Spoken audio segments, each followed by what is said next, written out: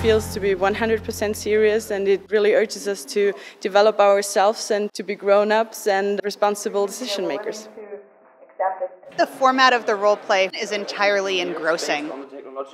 It takes us out of our regular lives and makes us think differently. All of the cultural and language barriers that we experience here in these rooms are equally true on the world stage. The students have to play the roles of different countries, so they learn something about the reasons behind the positions that different countries have in the international climate change negotiations. The course is being taught at 7 leading European business schools at the same time. During the whole semester, there's this excitement building up towards those final 2 days. 10 weeks of the course before we actually come to these negotiations are packed with a lot of knowledge gathering, and people don't really understand why you have to do this until you're here at the negotiations. When you sit at the table with people who have such deep knowledge in specific fields of climate change, you realize that's the reason why I had to study the long hours before I came here. Based on this, I never said it's China. Representing the interests of my country, China, but still somehow facilitating the dialogue within the group and try to achieve a globally sufficient agreement. I think the only way we can solve this is if we act together.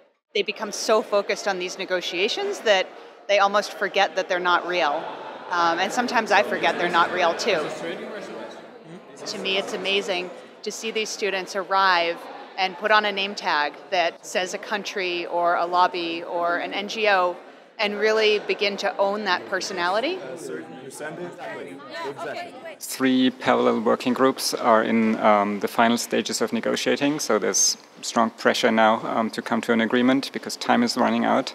I hear that the mitigation group took out a lot of hard numbers, but that's still rumor at this point.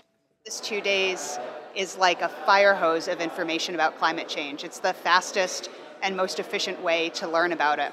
I've seen the complexities of these negotiations, and I'm sure that the real negotiations are a multiple of ours. Having actually the media or the press there lets you understand how it works in real life. So not just climate negotiations, but negotiations as a whole. I was in India, so I understood their stance much better.